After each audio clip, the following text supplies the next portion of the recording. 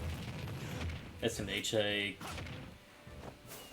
I got hit with the skill check combo that only works on the super heavies.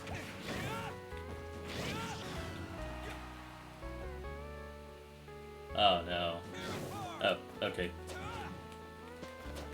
I thought Harley-Lek was about to... Well, I thought one of us was about to get disconnected here. Anyway, Soul for a Soul.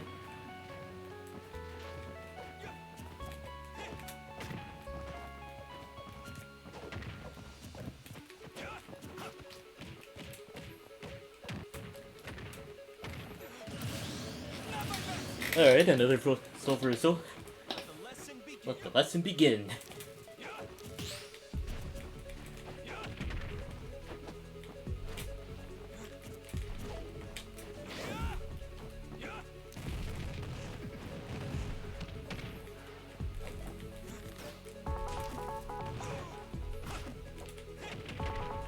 Almost got the... Wait, am I gonna... No way. Well, alright, that works, I guess. Yeah, good fight. So... You hit me right whenever my tether was going towards the ledge there. And I was thinking, oh man, that's probably gonna be the end of my recovery there. And I was right. Kind of unfortunate that tethers worked that way. Maybe the game should take away how many times tether is able to grab onto a ledge after the tether actually reaches the ledge.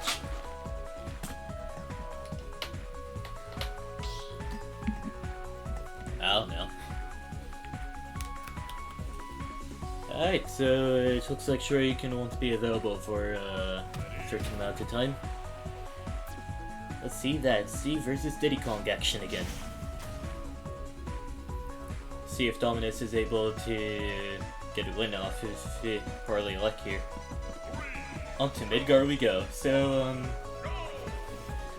yeah, we might actually be able to see a win here.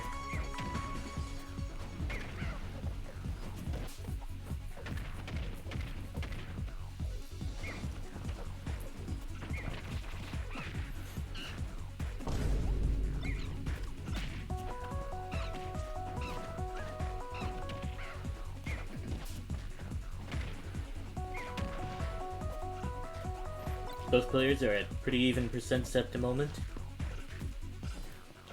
Harley-Lek using, well, letting all the dirt and wood know that he's gonna miss them whenever they're gone. Because it's just gonna be all the important, well, all the majorly useful resources from here on out.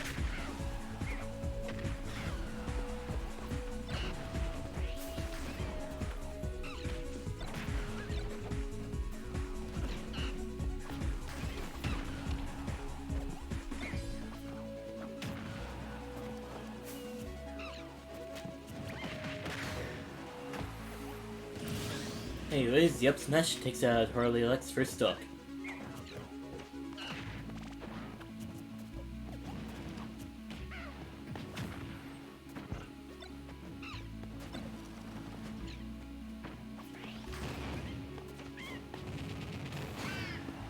Harley-Lek almost returns the favor with the up smash, but I suppose due to how the stage works and it hazards on, it wouldn't be too good if the ceilings on this stage are as low as they are on Battlefield.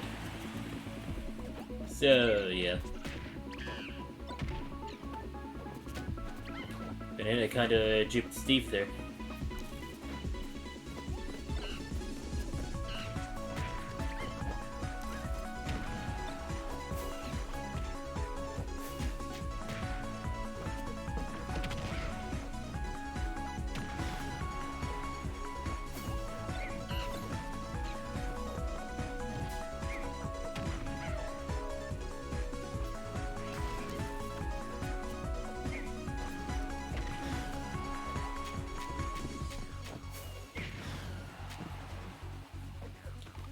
Seems that Dominus is about to take out Harley like his second stock here. Even if Midgar does have big stage privileges, Dominus should be able to still get those KOs as we just saw here.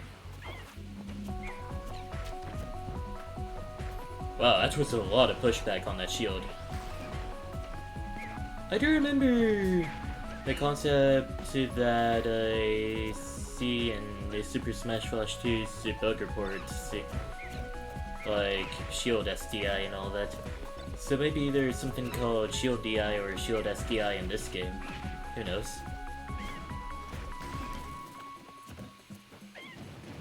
Well, okay, maybe it's more like Shield. Actually, no, it could actually still work here. Since, as far as I know, you're unable to do anything, not even move your shield while your shield is getting hit. So maybe Shield SDI and his Shield DI could be a thing. Who knows, honestly.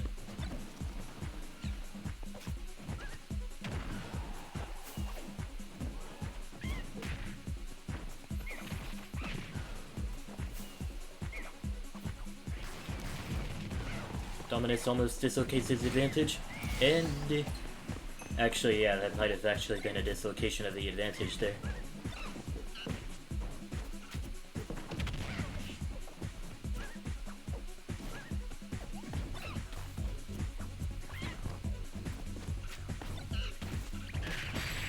And the banana into forward smash takes out Harley Elect's final stock. And Dominus goes on to stay in the arena for a bit longer.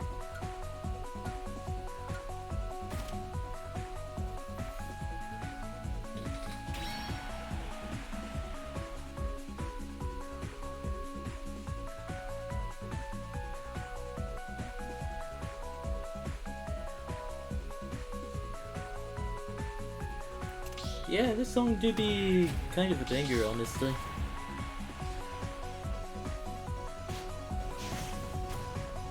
Could be a great song to add to your trance genre of electric music and all that.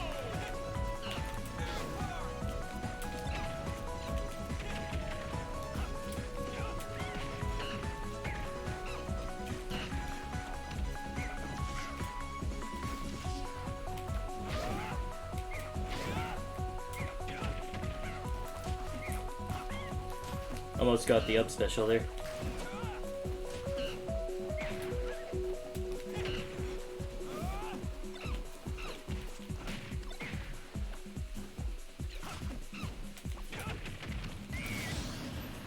And yeah, that's the cheesy nature of Bile Snare for you.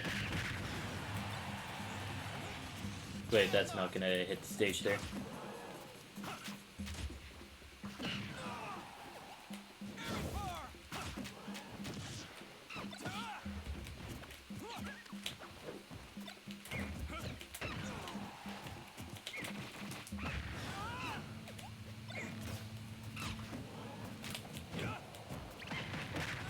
Anyways, the up smash takes out my first stock.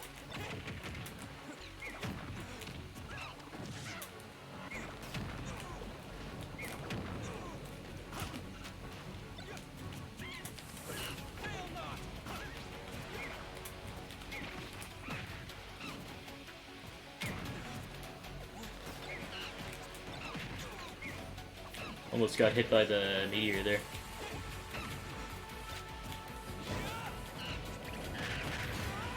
Forward smash doesn't quite do it. No way that Fail just hit the single corner of the stage there.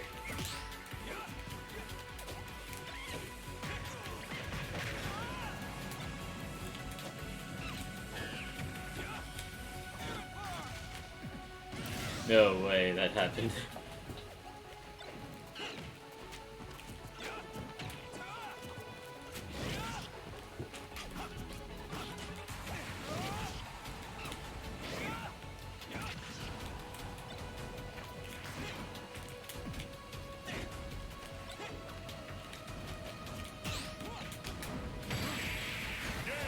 Anyways, Banana into the down smash takes out Dominus' final stock. Anyways, good fight. I actually got to utilize some of the Diddy Kong tech. After that SD didn't feel like playing, yeah, fair enough. Just get a good regrouping anyways.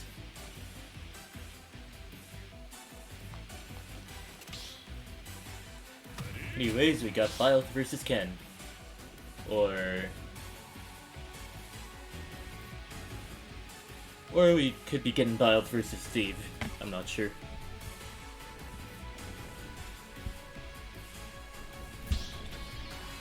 Yeah, it's all about finding the small good moments throughout the match.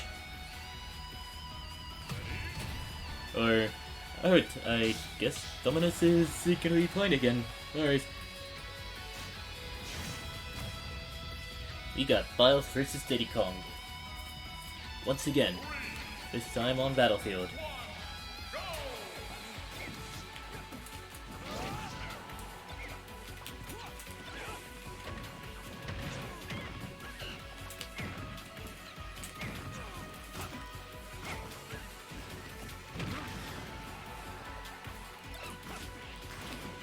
That would have been a really cheeky sort of the creator catch right there.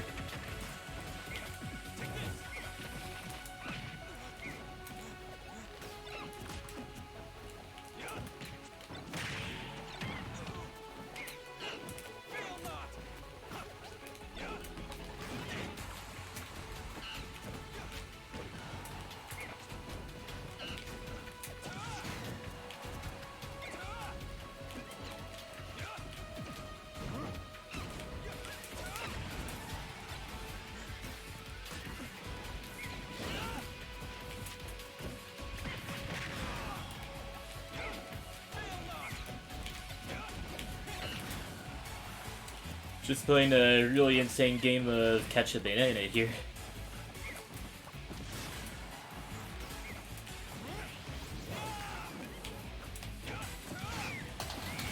Controller to forward tilt takes out Dominus' first stock.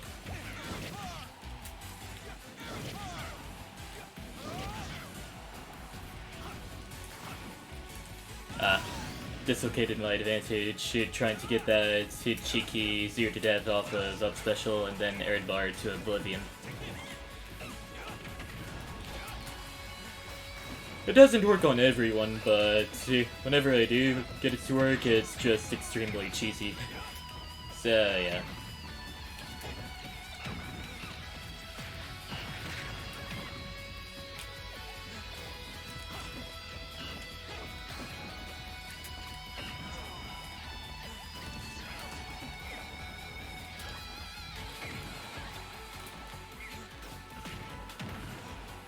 Down tilt to forward air, doesn't quite do it. I think I did that up air a little too early there.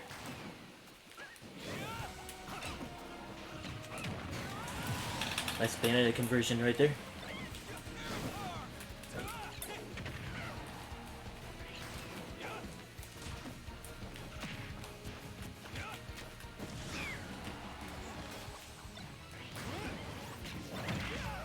I did not think I would hit that Amir after I accidentally turned it around. Oh well.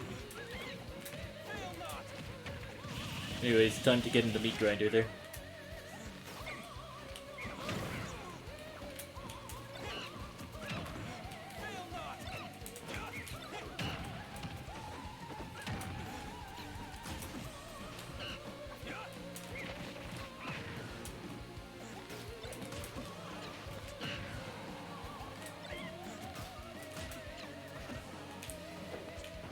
Somehow I didn't get the catch there. Alright. Let's see if Fail Not 2 would work. I guess it kinda did work to an extent. Helps with spacing and all that.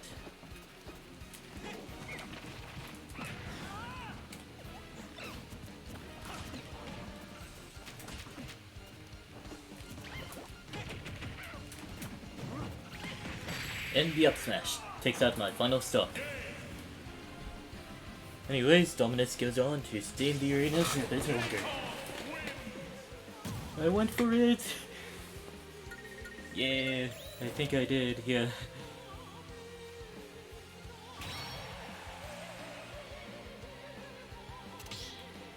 I think I'll change characters now. Go for a different type of character.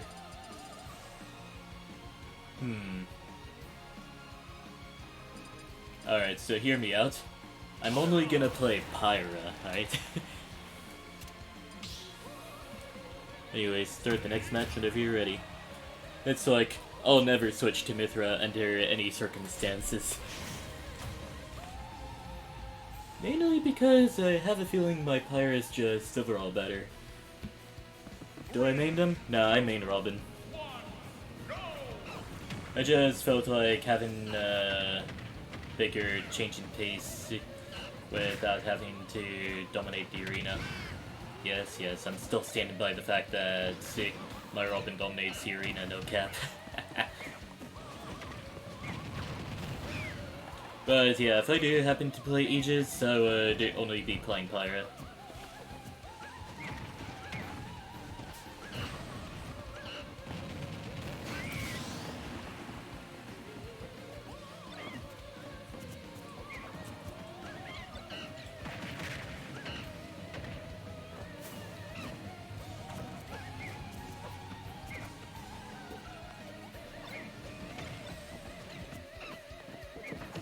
Maybe I could grab at least one song from each of the franchises represented in this Smash Bros. And put it into this music program here. Yeah, I already got Xenoblade Chronicles 1. Yeah.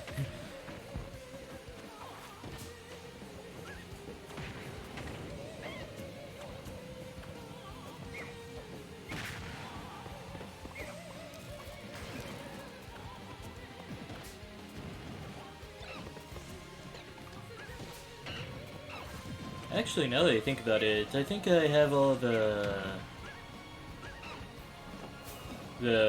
64 casts represented as far as songs go. Although, now that I think about it, I don't think I have any Earthbound songs here.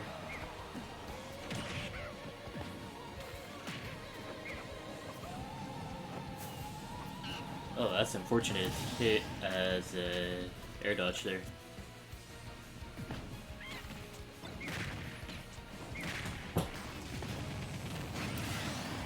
Honestly, he got you there. That's one reversal, honestly.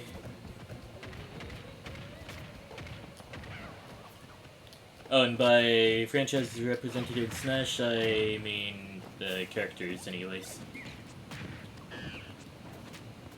Because it would take a while to get a song from every franchise represented in Smash and program here.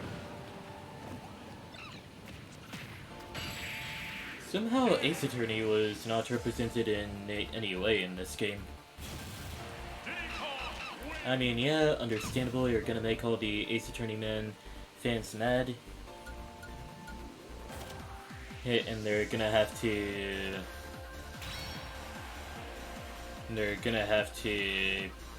get put on some major copium or something like that.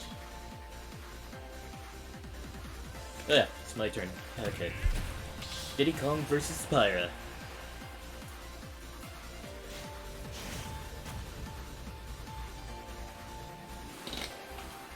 So I do have a feeling that Diddy Kong might actually win against Pyra, honestly.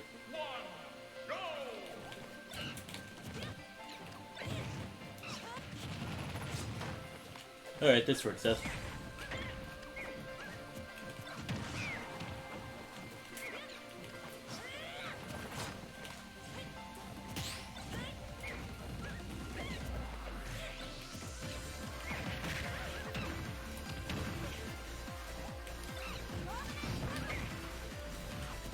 Was kind of hoping the Prominence Revolt would get, well, would mix up some people.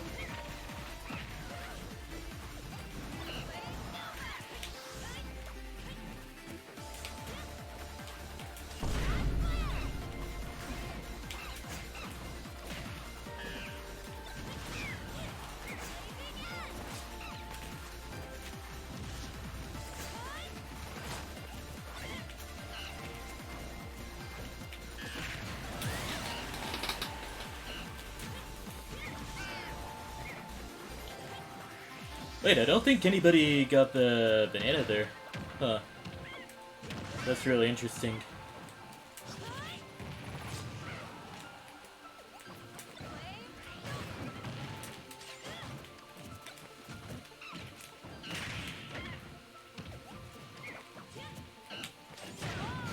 Anyways, the Smash Flare takes out 2 Dominus's first stock.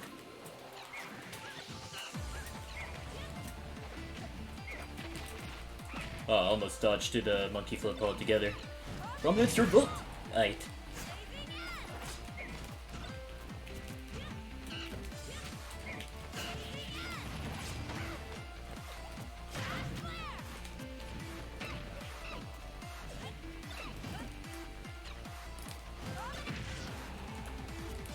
That might have not been my brightest idea there.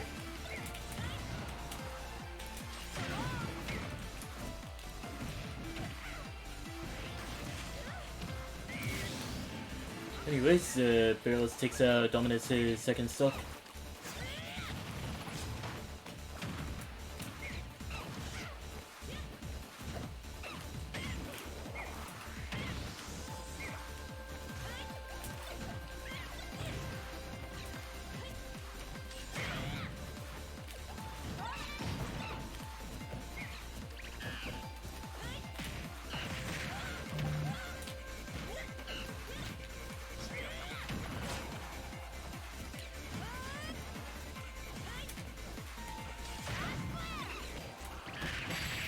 And the Banana into Imagination takes out my final stock.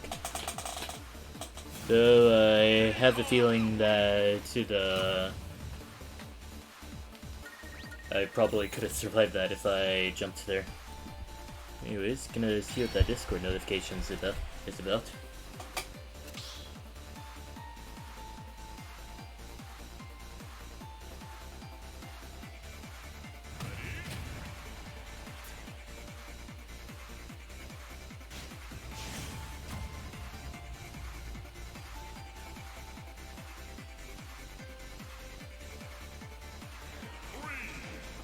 Not sure, actually, huh?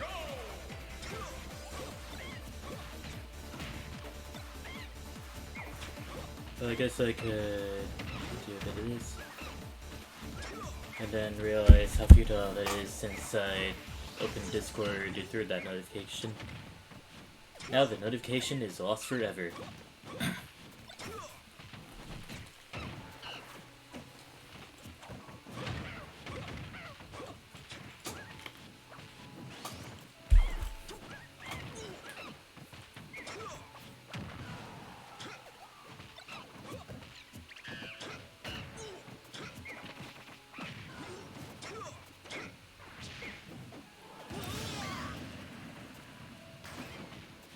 Suppose as far as Isolomating Pyra goes, the only great memories I had with that was during that time I was doing the second character experiment and had a really good match against one of the good Wi-Fi links, Death Dog, if I remember the name correctly.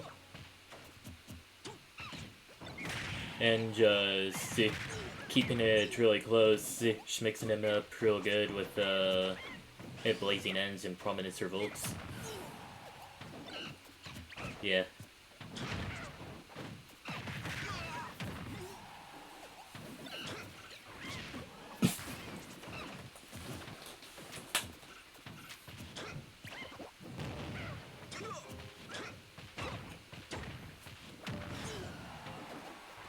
I suppose one thing's for sure, I do have quite a lot of Mega Man songs in the song list.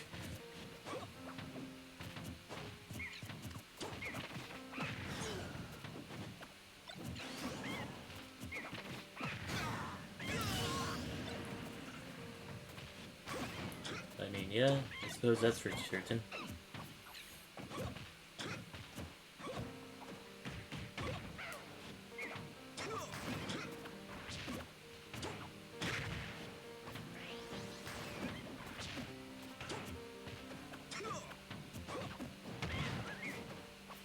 Oh, that was almost a spike right there. However potent that might be, though.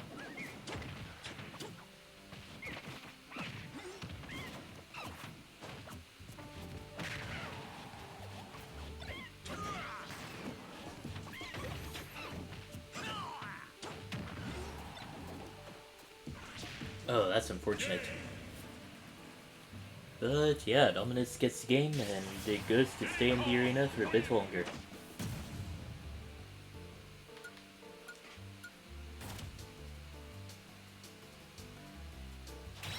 And it looks like Shoryuken will be able to join us this time around. Alright, let's see what this next match can bring. Also, welcome to the arena, Baps.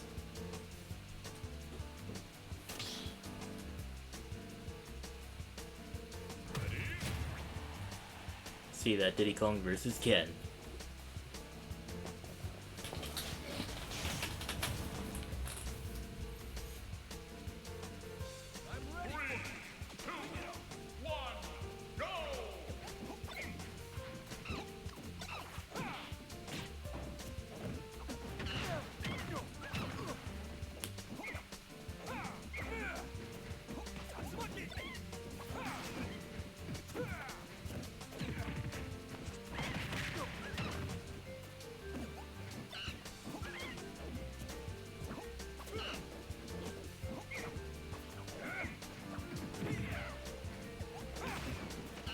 And yeah, things do be pretty close during this first talk of the match.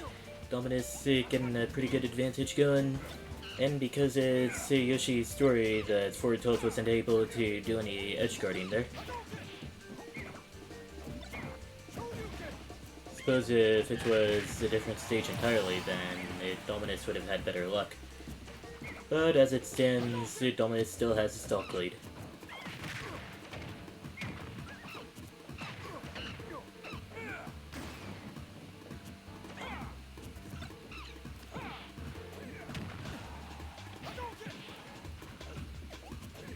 Yeah, that Hadouken did look kind of pretty up close, not gonna lie.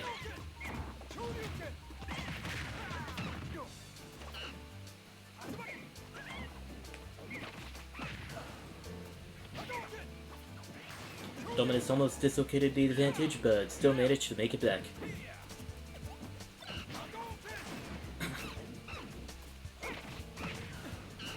Monkey Flip sends Shoryuken off the stage.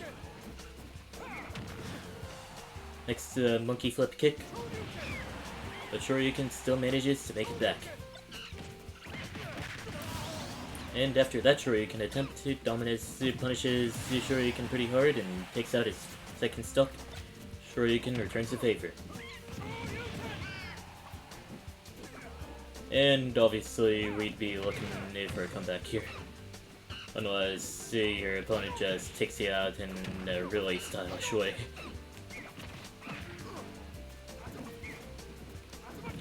I remember one day I was playing Smash Bros. And I was about to head off to work or something. Well, okay, not work, church. I'd actually be a lot more careful in heading off to work, honestly. But then again, we did happen to get to church early that day as well, so I guess that caught me off guard.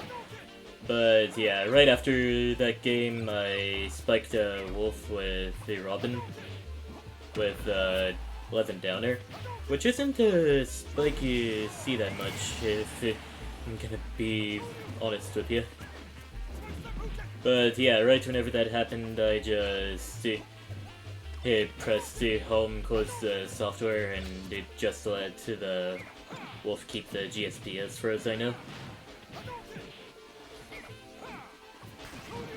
But it is also entirely possible that I got the GSP there, and I just had a perfectly timed close the software, and I still got the GSP from that. Who knows?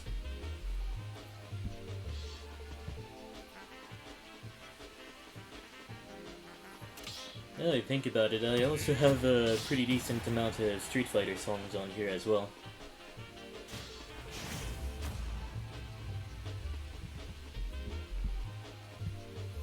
Anyways, let's see the Diddy Kong vs. Pyra once again.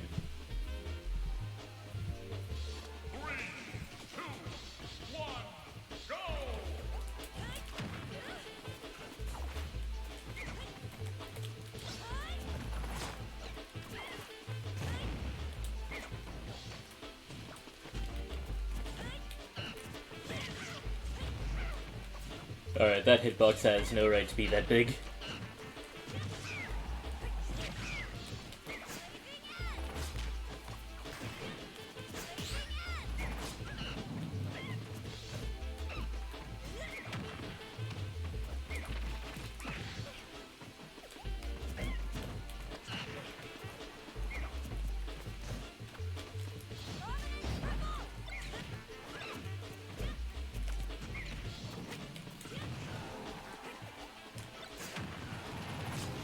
Alright.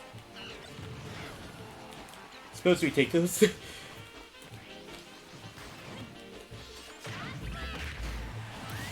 Almost got the stock too.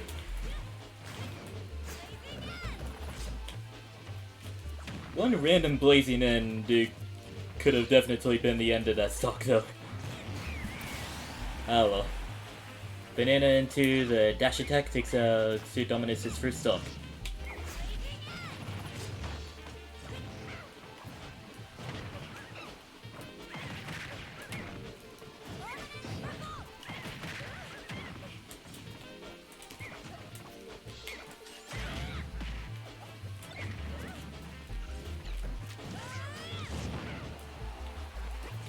Huh, alright. I suppose that's a good way to shorten the end lag on Prominence Revolt. Just slip on a banana peel right whenever you land the move. Well, right whenever you land with the move anyways. I'm gonna try that again. Yeah, that worked pretty well.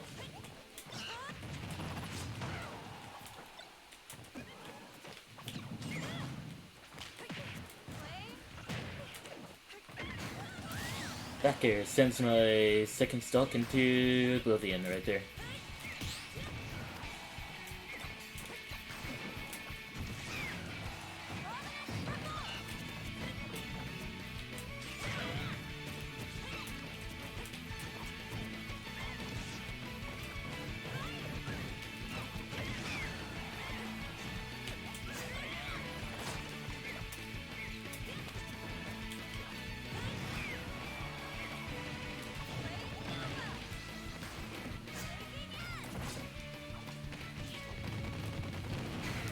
Somehow I managed to completely die. Okay. Diddy Kong just thrown out a little pug there. Not like that! Deep down, I knew within me that the air dodge would have been the best option. But alas, I decided to go for the up special instead. Ah well. Anyways, let's see our first match with Dominus versus Babs. Also, yeah, have a good rest of your day, Shoryuken. Diddy Kong versus Inkling.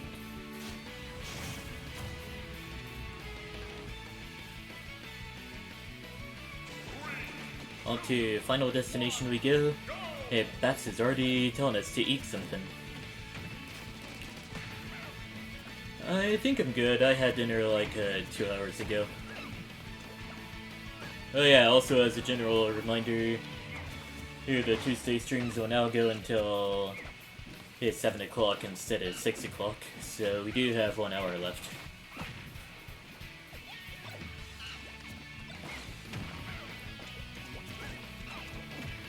You know, I probably could have some sort of local time function in some place on the stream.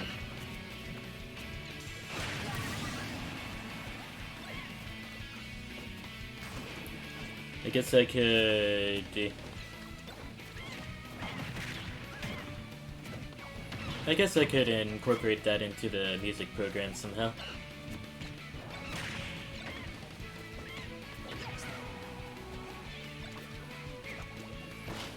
I could see a nice spot right under the text scrolling portion. That would work pretty well here. Unless that's just extra space. Nope, that's not extra space. Cool beans. Right? Is it not extra space? Oh no.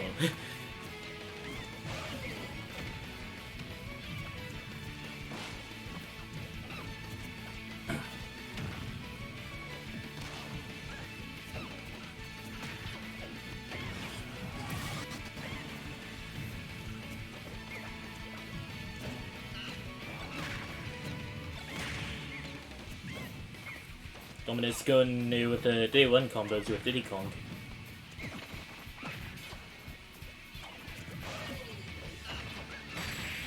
And the neutral air into down air takes out Bax's final stock.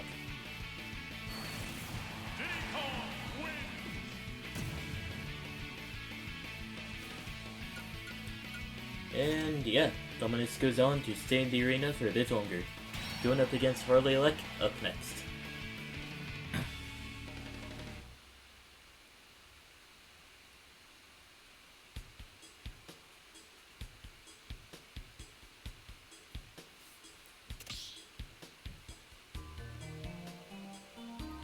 Let's see how this goes. You also main Wario, and you begin to main Wolf. Honestly, pretty good lineup. And if I remember correctly, Tweak also did Wario at some point? I don't know. Tweak did a lot of characters now that I think about it. Anyways, Harley Elec with a King K rule. If it weren't for that banana, he definitely would have followed that forward throw up with a dash attack.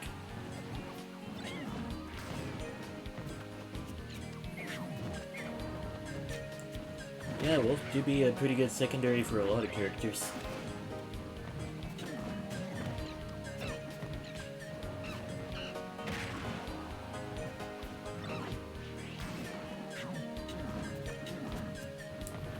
Only characters he can't really be a great secondary to would probably be characters like Incineroar or Robin.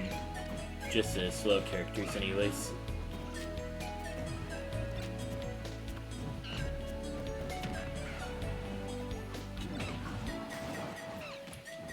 Yeah, Jigglypuff do also be slow, but only on the ground, and she do be zooming well in the air.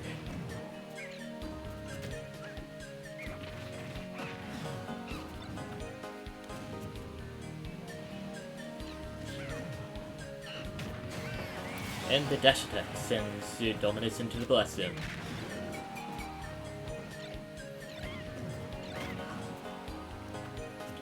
Oh yeah, I guess doing an aerial and then Z catching the item, it could work.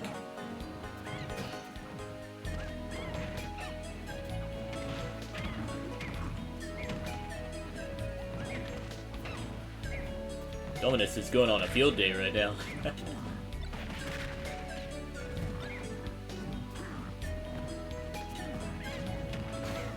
Alright, jumping over the banana peel with Carol's down smash. Harley Elec could have a chance yet.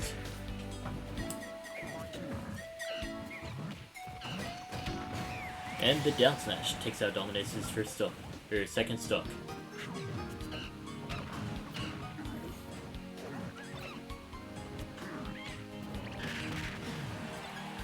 Banana into forward smash doesn't quite do it on K-Rool since he does have big body privileges.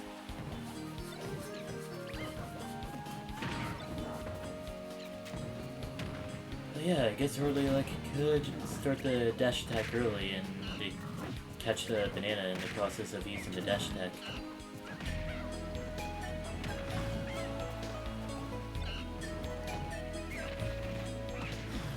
Actually, now that I think about it, everybody's kind of levitating off the ground whenever they get caught by Diddy's monkey flip. Why is that? I don't know. But if it's just a knee thing, then it seems really Wi-Fi safe.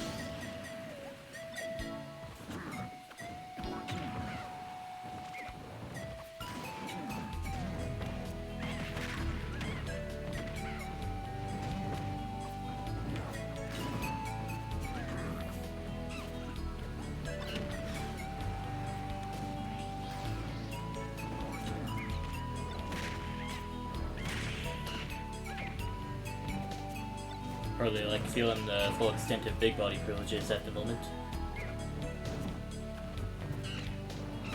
Well, only the getting comboed part anyway. Yeah, Kiro does have some pretty powerful KO options, he just has to land them honestly. Forwarder is pretty good honestly.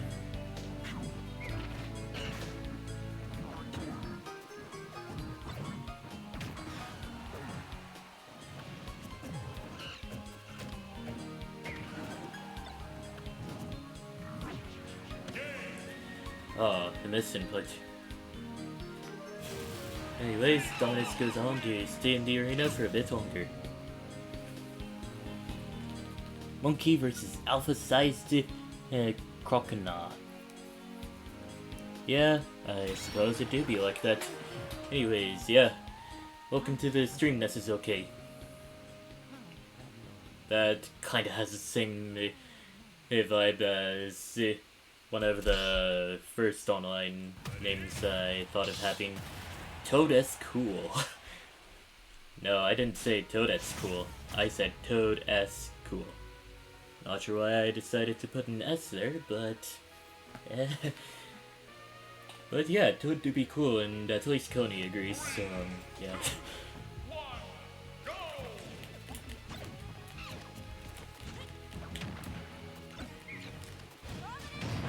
Kinda surprised he didn't get tripped there.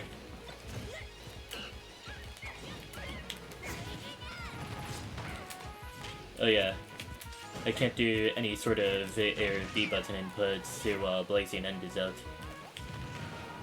Kind of a strange gimmick for a move, honestly.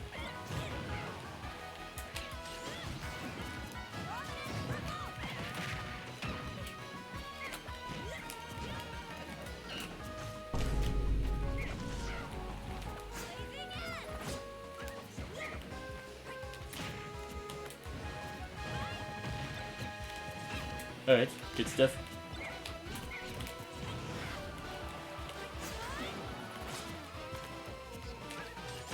Forward smash sends Dominus into the blast zone.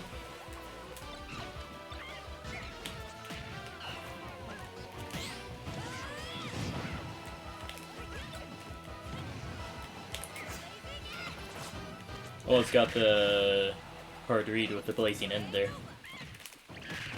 But then I ended up reversing Flame Nova on accident.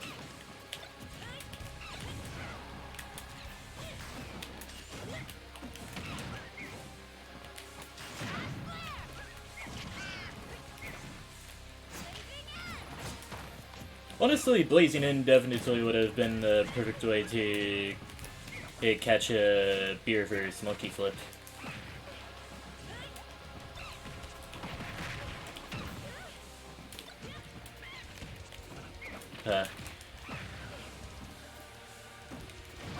What song was playing previously?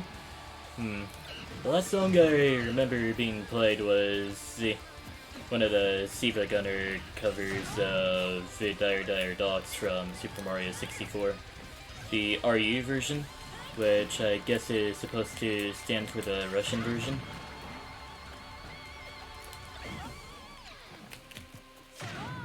Come on. Alright, this works.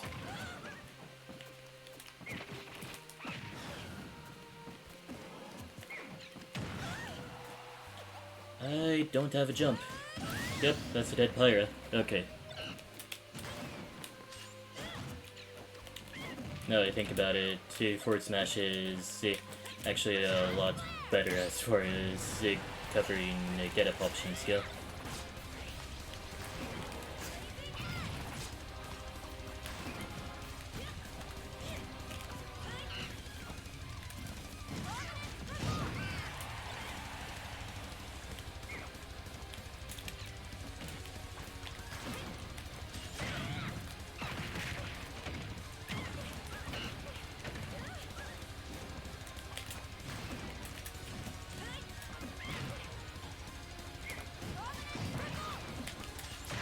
Fortunately, player knows how to recover high, so...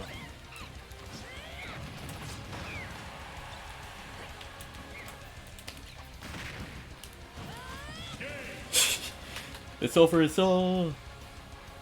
Oh yeah, Battle Ho-Oh remix of Siva Gunner. Okay, yeah.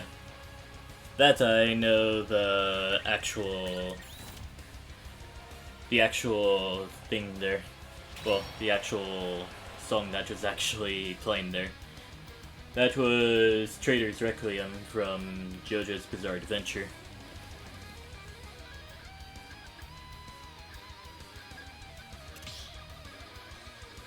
Which actually could have a pretty good remix of it anyways.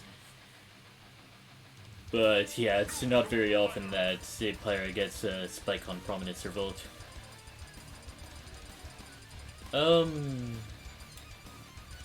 Yeah, sure, let's bring out the big gun.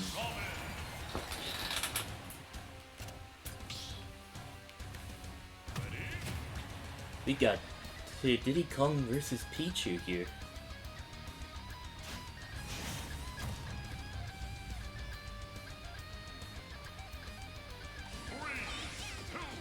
Not Pichu! Nesuzoke just laughing kind of maniacally. At least I think that's what Pichu would look like while laughing maniacally. That would give that taunt a whole new context there, honestly.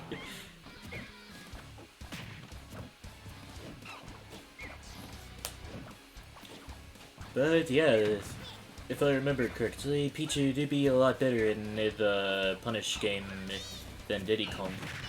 Mainly since Pichu doesn't rely on the banana for anything.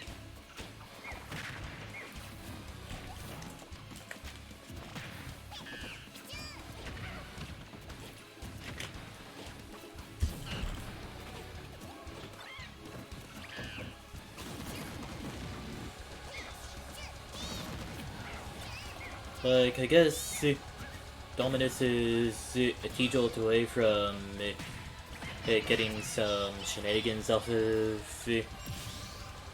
well, from getting shenanigans anyway. Well, shenanigan anyways, that's what I meant to say.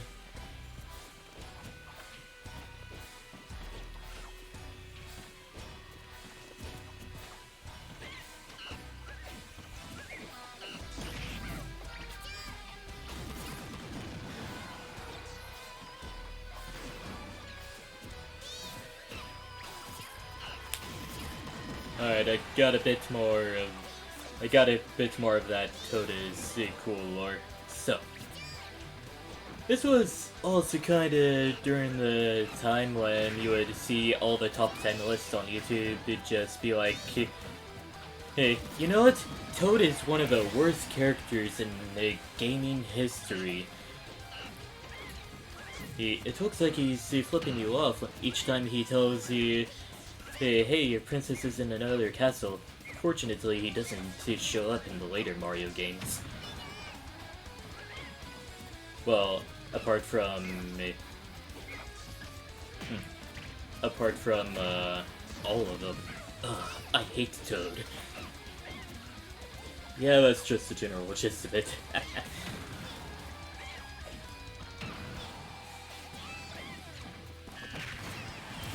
Anyways, Forward Smash takes out Nesuzoke's second stock. Things do be coming down to the wire here.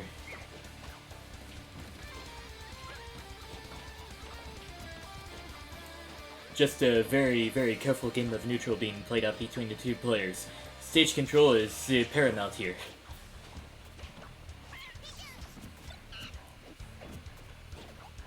Right, with all that out of the way, it looks like we could be getting into actual fighting here.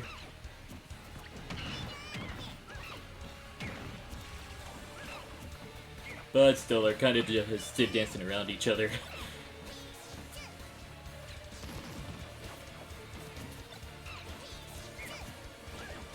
I guess the other thing that would make hard matchups kind of annoying is if you manage to get a lead on that character. It is entirely possible for the neutral to just devolve into a nice stance of his stage control. Who knows?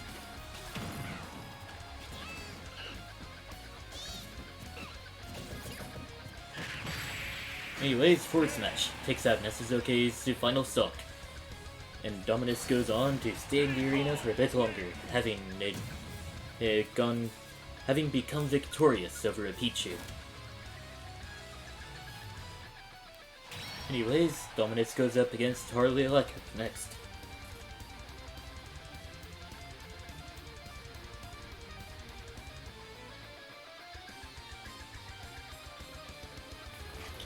They were camping me out when you were winning on near the second stock. I guess that was it.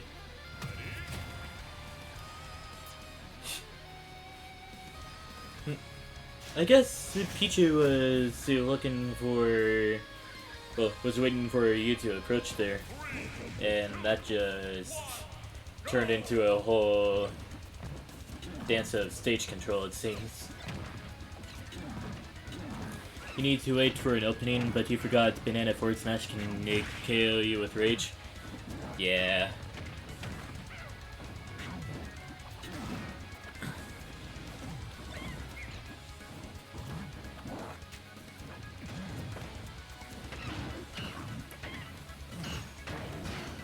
So,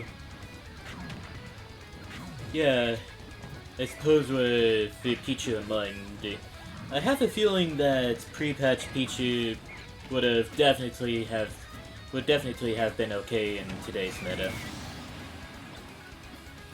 Just nerf the forward tilt and everything should be fine.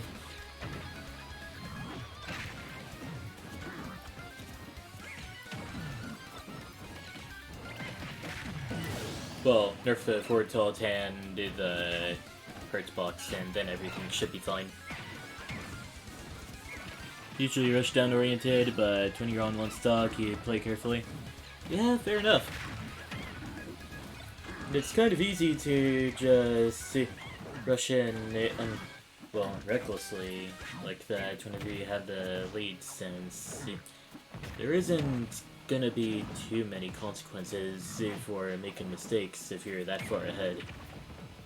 Well, aside from losing the entire game like the hair did.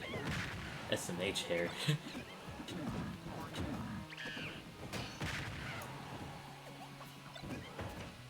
But yeah, back to that. I wonder what would have happened if a different approach was taken with the game balance. Like, we all know how good the competitive community is at finding a new tech and counterplay to that tech and all that.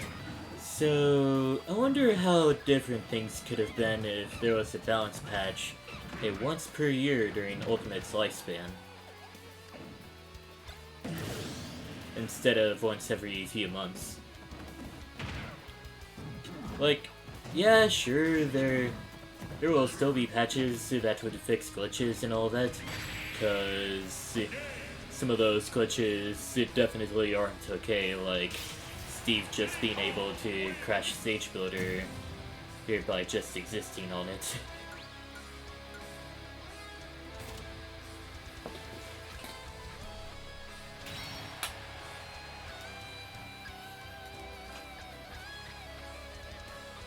That was like 11%. Insane. But yeah, kind of wonder how the game would be if that was the approach. But then I immediately imagine Sakurai just saying, look, if it was like that, then we would have been really far behind as far as balances go.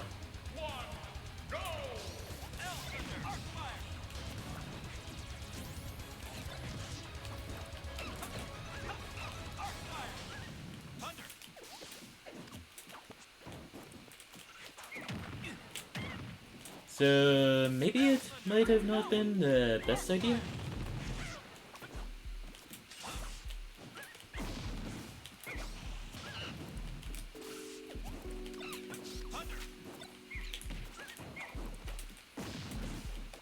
Oh, that neutral air just sent the other way, huh.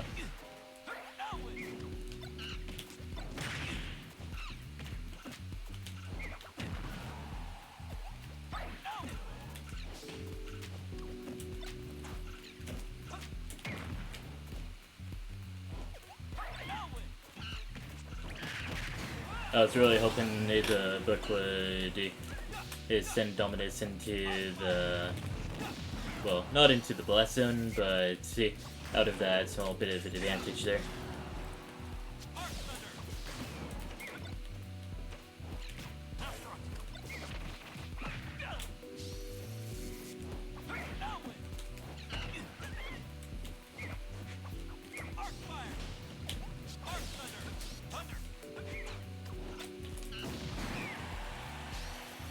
Honestly, Monkey Flip Kick do be pretty good for approaching since it will... Why does Air Dodge have to catch items?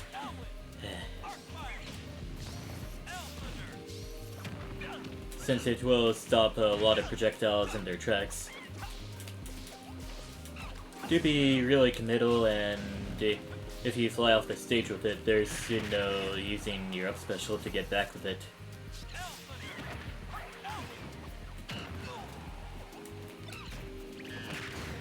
Anyways, forward smash takes out my second stock.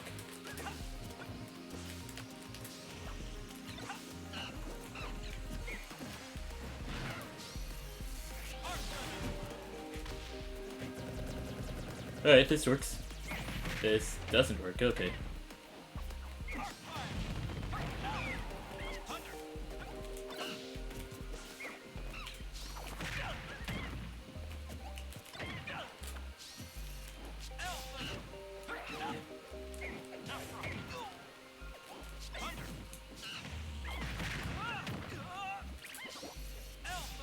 Honestly, Diddy Kong's really good at dodging my attempts to grab him with the Nosferatu, so...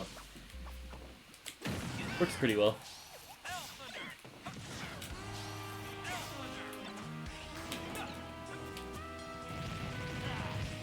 Don't think he'll... Yeah, okay.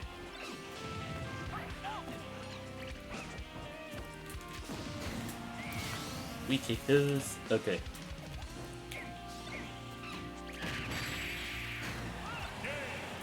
And after a bit of that, Dominus goes on to stay in the arena for a bit longer.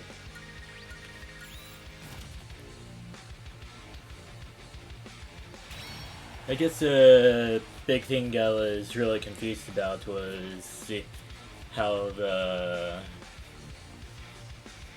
Arcfire book just went the other direction. I guess what could explain it really well is that in this game, whenever you're hit by a weak attack that causes hit stun, your character will actually turn to face the source of the attack. And I guess that happened right as the book was about to fly out, and then it just flew to the right instead of to the left. So, yeah.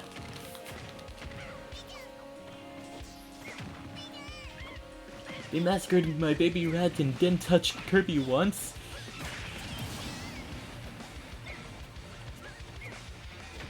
I guess as far as nerfs go anyway, yeah. But Kirby did get some buffs, but as far as I know, they weren't that great. Like, I do remember that he had his dash attack got buffed on the sweet spot anyways. He at least wanted like a buff to Kirby's damage to get him out of the low tiers. But it is what it is. Hey, if you're a 64 Kirby scenario. Look, they just don't... You just need to not make Kirby's up tilt to the sides of the house, and all of Kirby's down air hits to not spike, and, well, not all of Kirby's down air hits to not spike, and it should be good, yeah.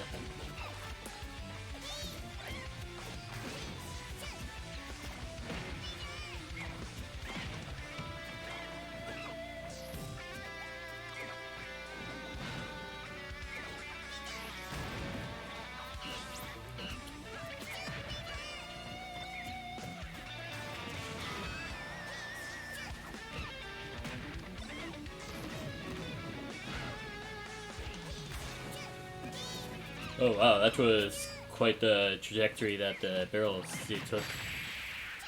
But yeah, the banana into the up smash takes out Ness's final stop.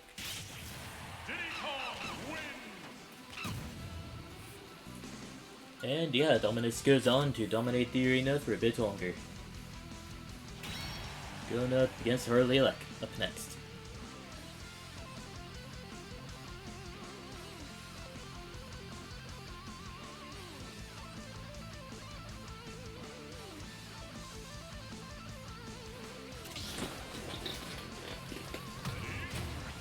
Early Elect returning with the King K. Rool.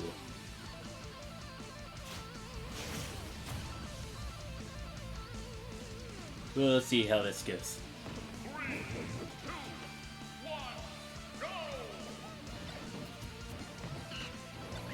Also, they're on Yoshi's story once again, which is interesting. Gonna switch characters? At least the stream is still showing me the fight that's going on, so you won't exactly be left in the dark about what's going on anyways. Although the game will spoil who won before the stream is able to show who won.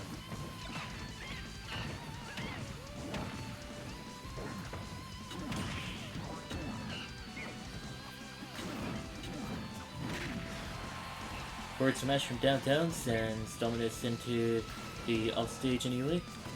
Yeah. Oh, he got you there.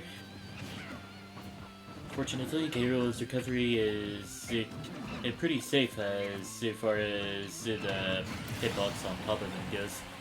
The recovery lasts so long too, so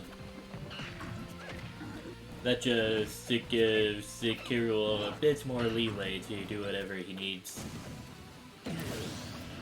And you think that the only hitbox that K-Rool has is on top, so it would be extremely safe to try to hit him from the sides, but then K-Rool just happens to have really good controllability on his recovery. And yeah.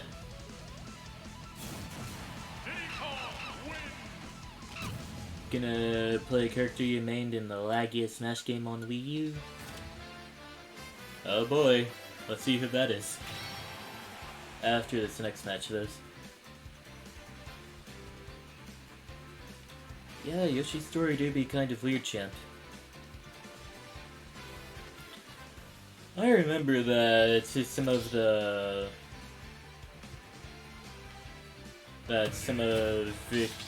Melee players, whenever they were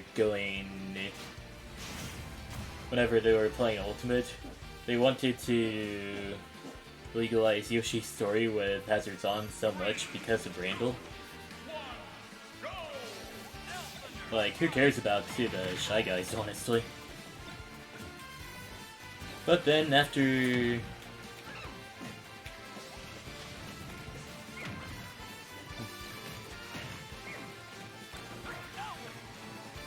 Oh, yeah. Well, okay, before Sora came out, see, the Shy Guys used to carry items even whenever items was turned off, so...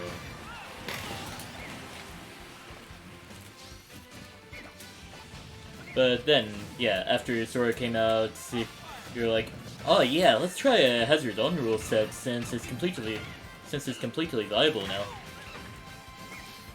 Turns out it wasn't completely viable, but it was fun while it was still in effect. He grabbed the sword instead of the banana. What's he gonna do? I guess that works. Okay. He literally ran under the L Thunder. That's insane.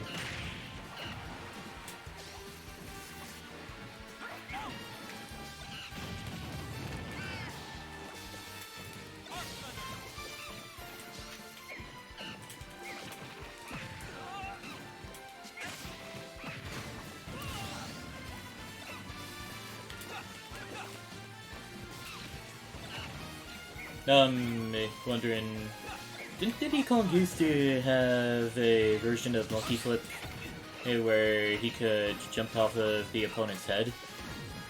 I wonder why no one does that. Like, is it not in the game anymore, or what?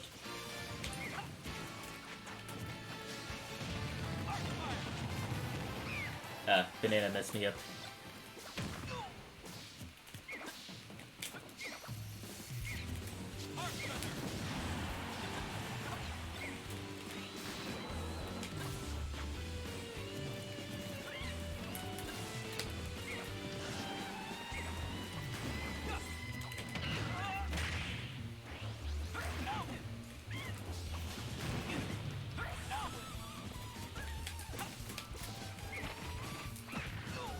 I still need to take out Dominus' first stock.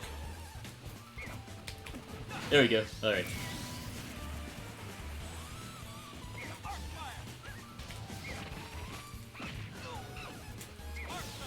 So it will be kind of hard to get the subsequent stocks anyways. I somehow didn't grab the ledge there, huh. Okay, so the move does exist still. I guess there isn't a whole lot of application to it. Anyways, the banana into up smash takes out my final stock.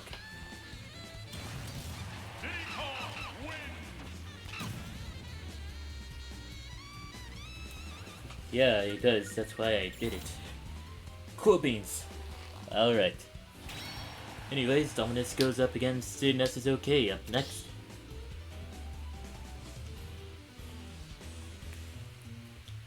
Honestly, I guess it's a good roundabout way of doing that. I guess it's either not possible or not that good off stage. Oh, we're doing Dr. Mario here.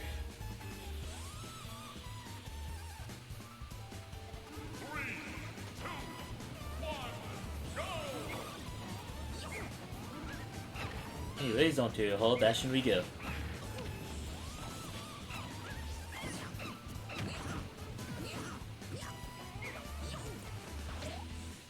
Yeah, semi-spikes. Which I suppose aren't too useful in Ultimate. Even if there was a mechanic that allowed the spikes to kill quicker, thanks to the blast zone actually getting raised up for the character who's getting spiked.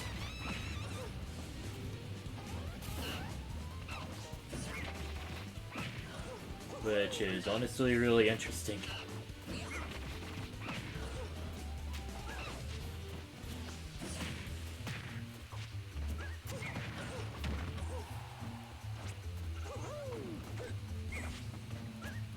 But I do know it has to be, like... How did that miss ledge? Wow. Oh wait, I guess Dominus was holding down and that caused him to miss ledge. Okay.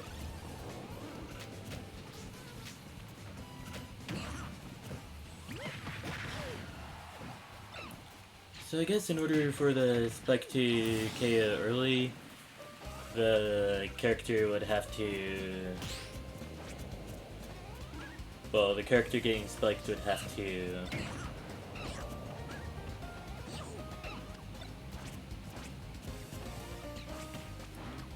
I wouldn't really say be in hit stun, but...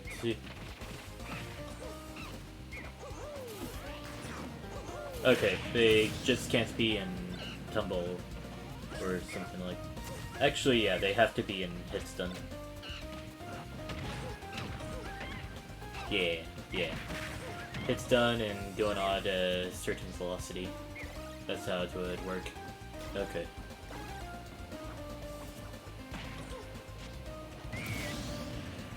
Anyways, after a bit of those mud games, and this has taken out Dominus' second stock.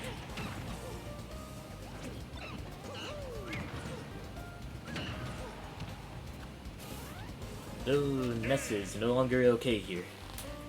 Dominus goes on to stay in the arena for a bit longer.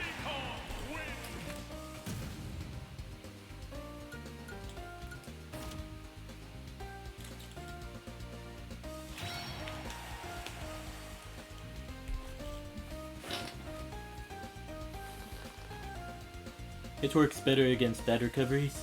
Aight.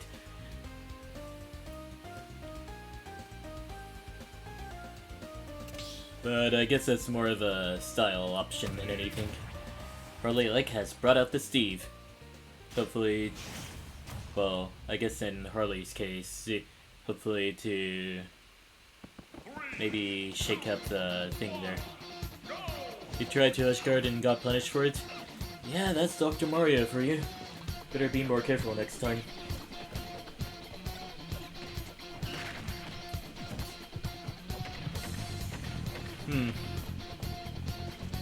I'll keep this in mind. But yeah, Life Will Change do be playing kind of loud.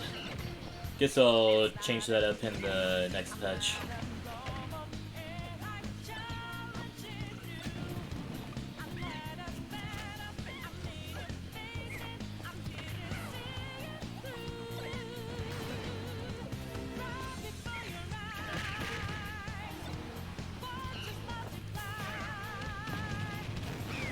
Up smash from Harley Alex and Sid dominates off stage.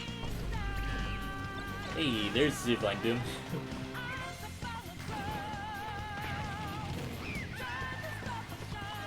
Anyways, I think that was up smash. Yeah, it takes out Dominus's first stock.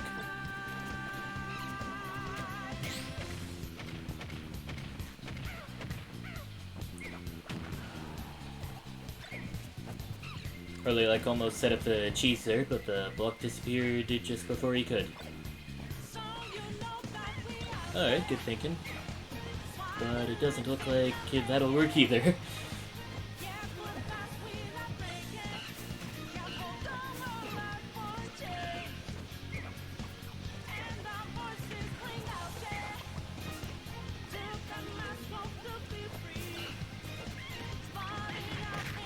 And the up smash takes out Harley like first stock.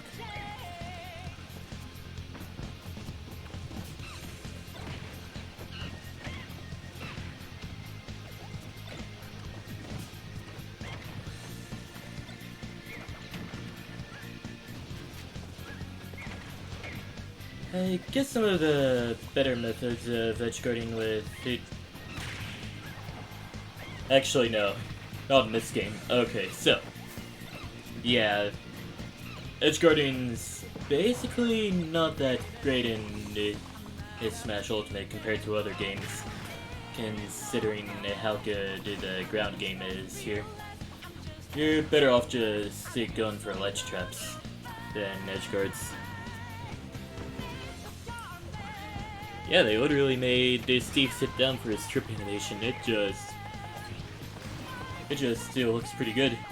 Faithful to how Steve looks whenever he's sitting down in a minecart or something. In fact, there are very few moments where Steve's animations don't seem to be ripped straight from Minecraft. Well, from Minecraft itself here.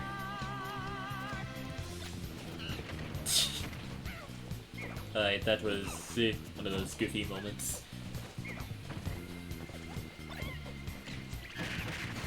Anyways, a banana into the forward smash takes out Harley's second stock.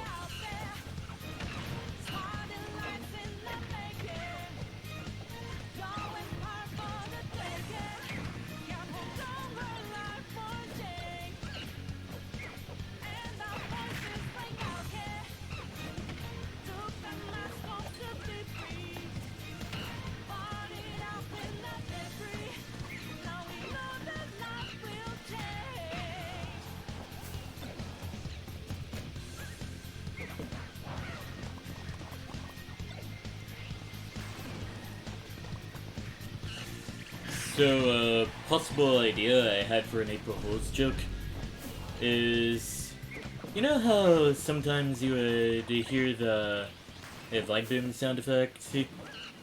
Like, it would happen very occasionally. So, I'm thinking for an April Fool's update for this music program that I'm using, I would make it so that, it would mostly be sound effects and voice clips and all that.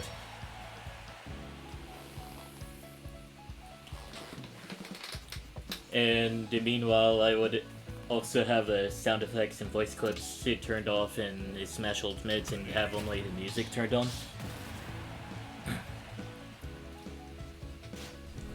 The only problem with that April Fool's idea is that I can't do it during 2023 because April Fool's Day takes place on a Saturday next year. So, yeah, that's unfortunate.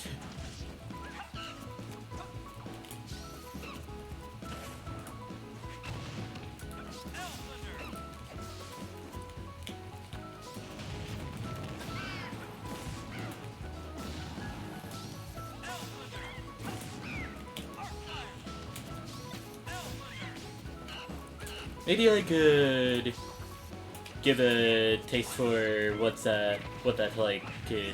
Yeah, what's that like next week? Just for like 2 weeks of streaming. It may get annoying, but I promise it'll probably be worth it.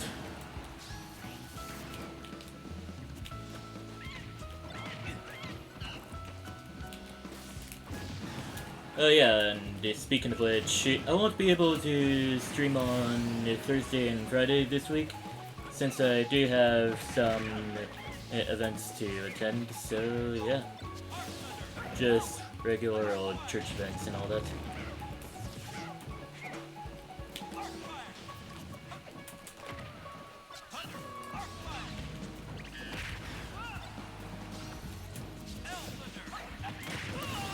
Oh, almost got the recovery there.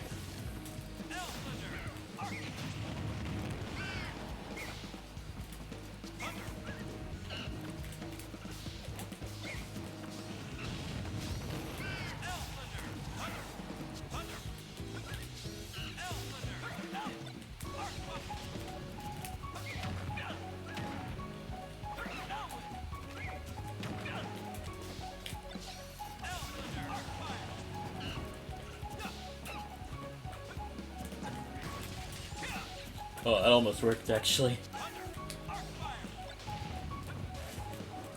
No, my running speed! Excellent. Anyways. That was smooth. Alright.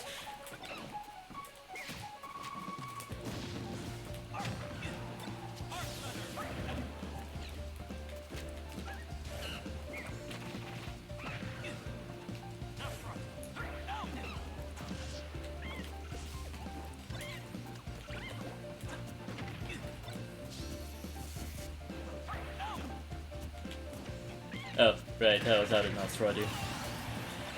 Man, that plan would have actually worked so well if I didn't intentionally use up Nosferatu off stage. Ah well.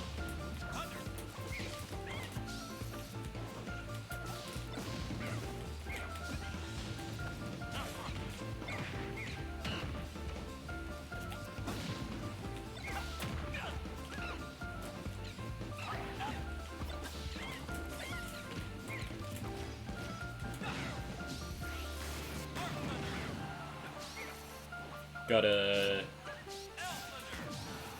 take note of where the barrels are going.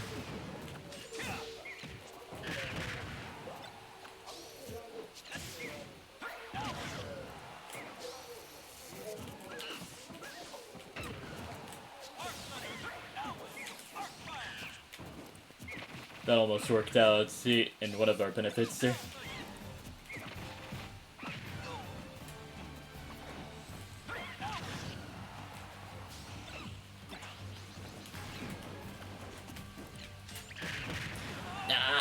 Okay. And that'll be the end of that match. Not like this.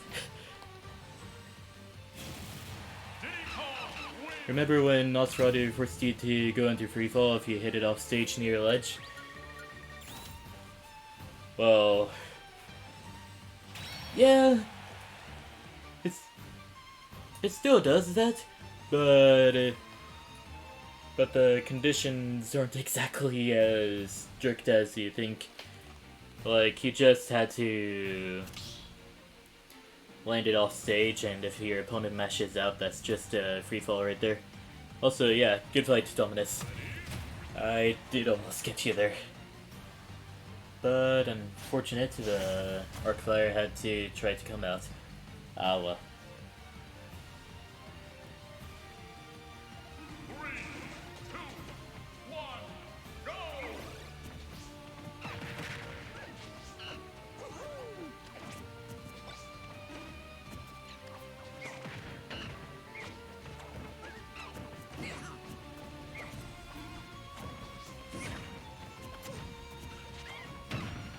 But yeah, in Smash 4, Nosferatu was actually a lot better than it is now. Only for one reason. It was... I guess it was kind of hard to mash out of if you're off stage or something, I don't know. Or actually you got more reward off of it if you landed off stage. Like, you could really style on opponents by just going for some huge combo and then ending it out by using the Nosferatu on them. Just slowly drag your opponents down to the bottom glass zone. And if they do manage to mash out, there's a good chance they won't be able to recover from that. But now in Ultimate, Nosferatu has been nerfed in a whole lot of ways. For one, just general game balance in general. You may have noticed that recoveries are just a lot better in Ultimate than they were in 4, which is another reason why you shouldn't go for edge guards in the first place unless you get a good read on their recovery. And 2, it's... Robin just doesn't have a good time whenever he does land in Nosferatu off stage. Like, the grab box just seems to be a lot smaller than it is, say, previously. And it's also pretty easy to mash out of off stage. And not only that, but Robin still goes into freefall whenever he catches people with it and then they mash out. But hey, at least Robin can just get away with ledge jump Nosferatu and not go into freefall after that. That's one good thing that was buffed about it. Everything else, trash. Anyways.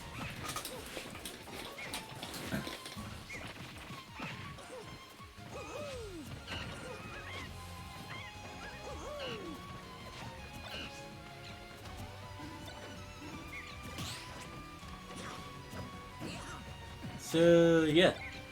Back to the match at hand.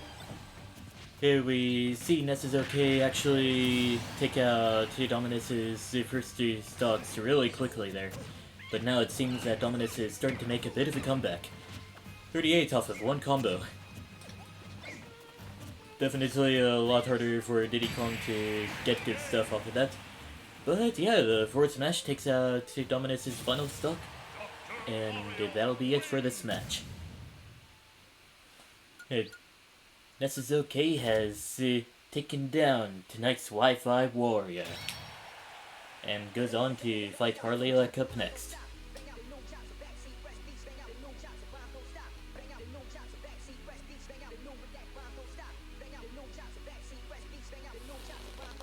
Dr. Mario actually beats Diddy Kong.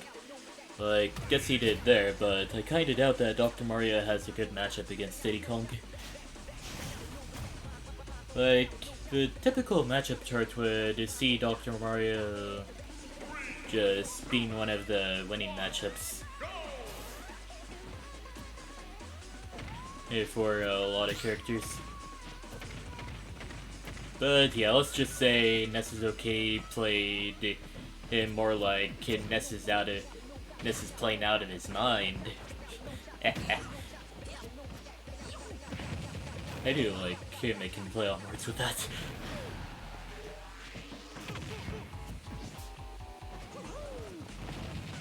Anyways, Harley Luck is making quick work of Dr. Mario, though.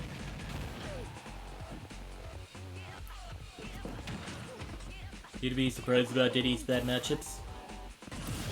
Yeah, he beats top tiers, but he gets destroyed by low tiers. Basically, just one backwards character from the looks of it.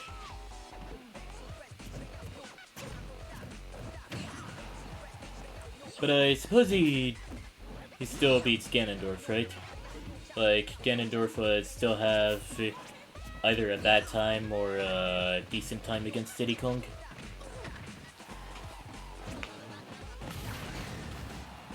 Alright, good TNT explosion there.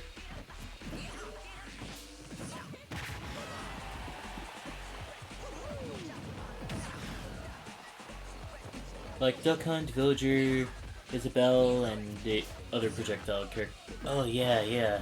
Diddy Kong does get zoned out pretty easily since he relies so much on the banana.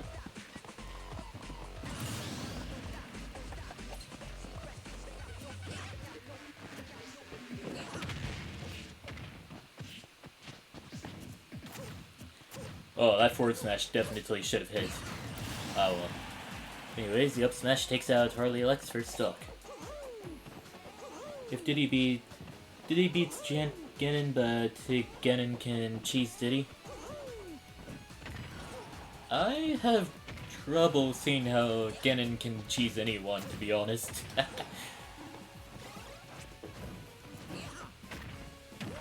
Like, aside from really powerful smash attacks and aerials, Ganon just kinda doesn't cheese anybody. Steve wins.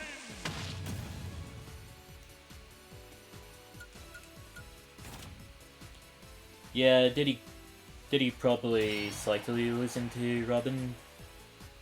I think. Anyways, with that said, we have 15 minutes left until the end of today's stream. Let's make these battles count. So yeah, surprising matchup knowledge right here, but apparently Robin beat Steve. I don't know how that happened that I managed to be playing as two of the characters that Steve loses to during Day 1 Steve, but yeah, I didn't really have a lot of trouble fighting Steve during any part of Smash Ultimate's lifespan, and I see everybody else complaining, and I'm like, that's a skill issue right there.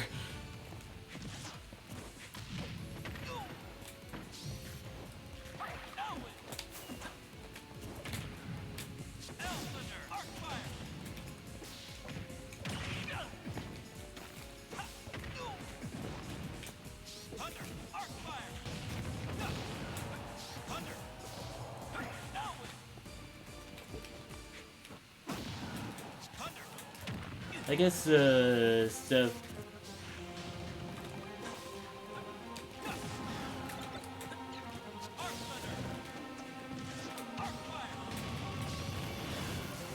I guess, stuff that Steve players would need to look out for whenever it comes to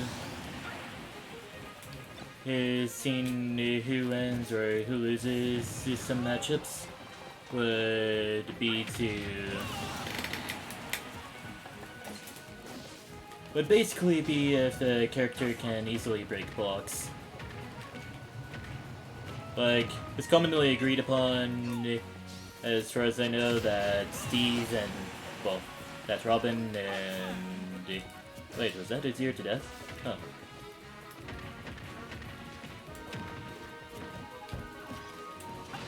That's Robin and Pokemon Trainer definitely went against Steve.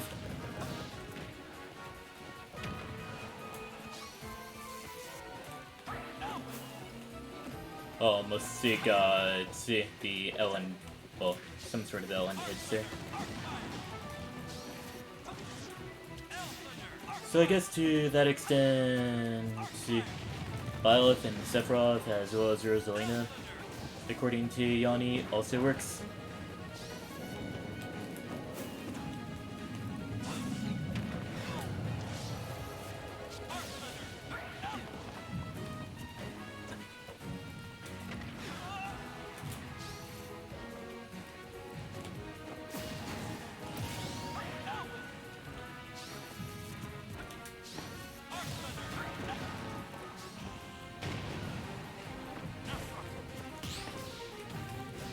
Kind of a miracle I managed to survive any of that.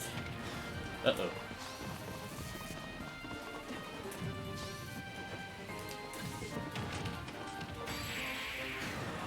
Alright, whatever works. That was a 0 to 91. Oh, Steve has an infinite? Huh. Yeah, we take those.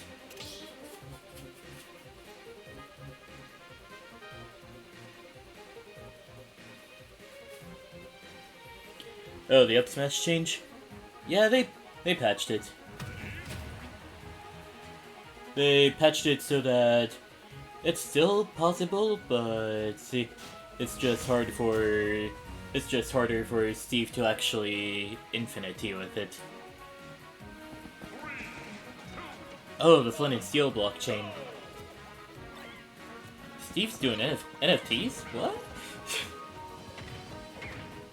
Okay, jokes aside. I forgot how the Infinite itself actually went, but yeah, as far as I know, it does take a bit of setup to do.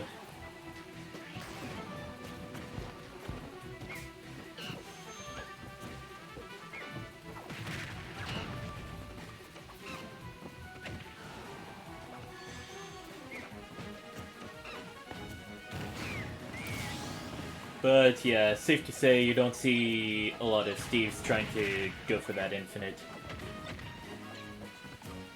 Like, yeah, Steve does have a pretty high skill ceiling. And it just niche setups like that just show how high that skill ceiling goes.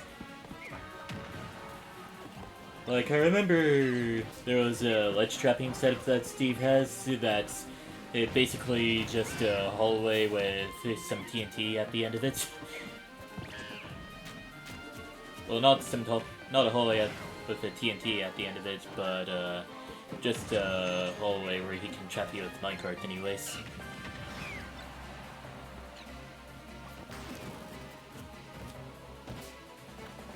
But that's just about it, really.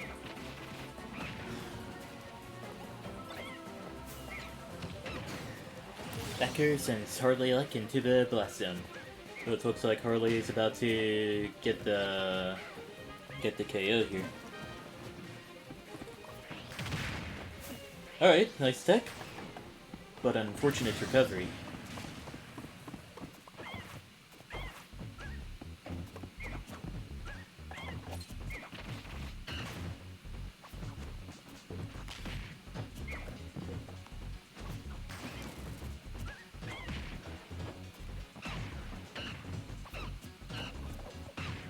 Yeah, I guess another thing to take into account is some of... Oh, we're about to get a fun fact about this stage.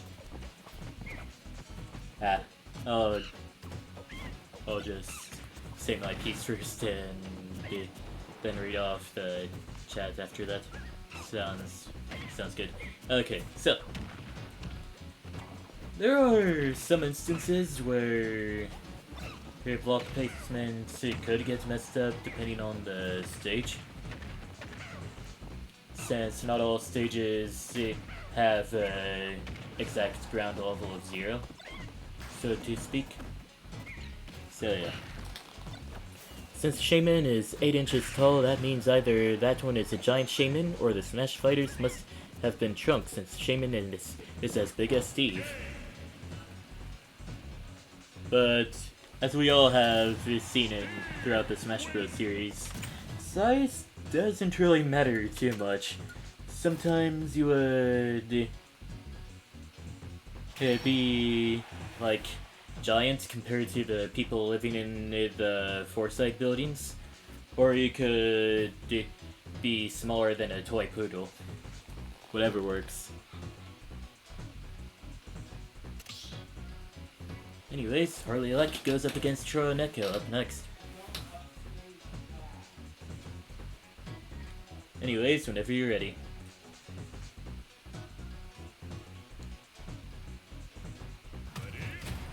Alright. Looks like we could be getting the Steve versus Game & Watch matchup.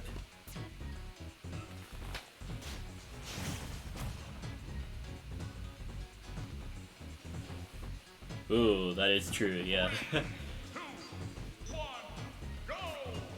The Steve cheese, as I call it. Yo, he just blocked 3 of those bits of food with a single pickaxe. That's just crazy right there. Steve versus Grandpa Nintendo.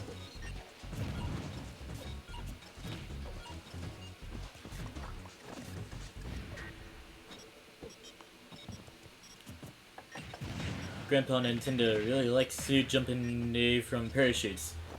You could say Grandpa Nintendo's having a midlife crisis, who knows.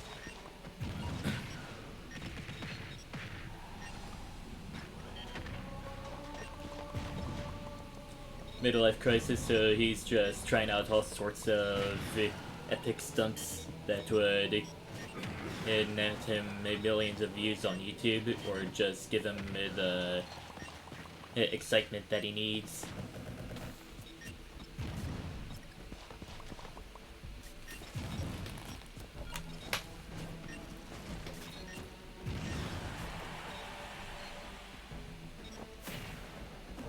It's been 20 years and I'm still not used to seeing Mr. Game & Watch in Smash.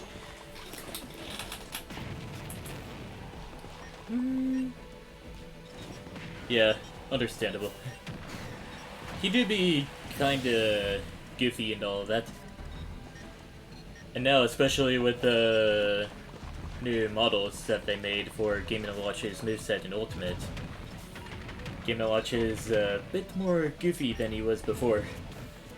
Especially now that he drops bombs with his forward air and he shoots out the airman blasts with his up air, as well as reflect projectiles with his down special if he can't absorb them. Okay, so Mr. Game & Watch might have actually gotten this a huge overhaul since the last time we saw him. You're not 20, but yeah, it's still weird. True, yeah. Anyways, Troy and Nick giving Harley like a run for his money here. Run for the $5.99 DLC money, that is.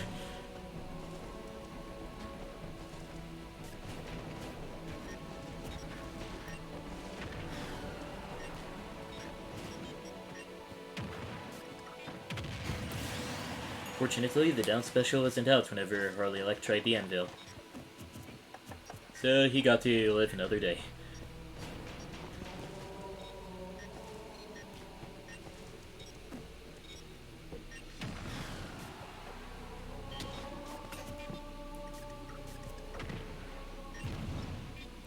And yeah, we're kind of seeing an interesting dynamic here. Like, once again, we see someone in last place just trying to camp out to the person in first. Maybe it's not about the win, but it's more about sending the message. But then I had an even a worse thought.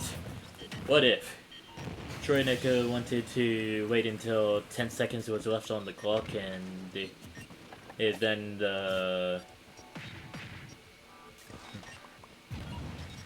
then tried to take out Harley Elect's second stock, and then tried to go for sudden death off of it. Sheesh. Oh yeah, speaking of which, we got like 5 minutes left until the end of today's stream. Unless an encore gets used. How to win every game in Smash Ultimate 100% legit. Just spend $12 on both Steve and Kazuya, and right there, free wins. Hey, Rob's still on the table, you know. Yo, alright. We got a rage quit. Oh man. It's definitely a lot funnier if it's your opponent that rage quits. Anyways, from the looks of it, we could be... Never mind, okay. Harley Elect got to stay in the arena for a bit longer. Anyways, move along, people. We got battles to watch here.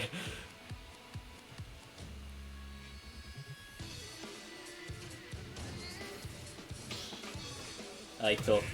Alright, Nesuzoke versus the Billboard profile picture. Because I already referred to myself as me. So, yeah. And then on that too for you, GG's. Yeah, GG's Harley Elect.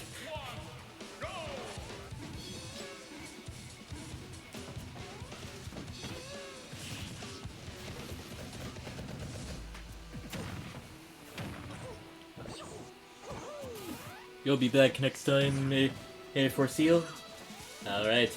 Yeah, I'll be streaming again next Tuesday from 4 o'clock p.m. US Central Time until about the same time as right now. Unless an encore gets used, then it'll be 7:30 instead of 7. The Boat World profile picture is doing pretty good as far as things go.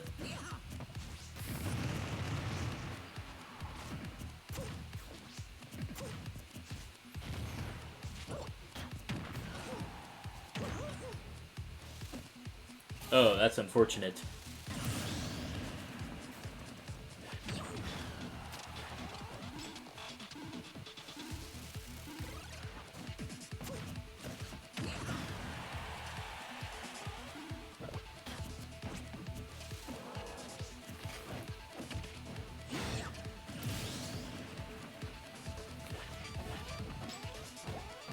Yeah, I suppose this arena could be the arena to go for if you want to match up against some of the more obscure characters in Smash Ultimate.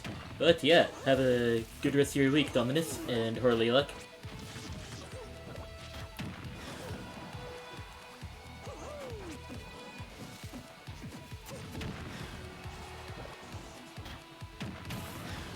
Oh, that actually worked out in Ness's favor there.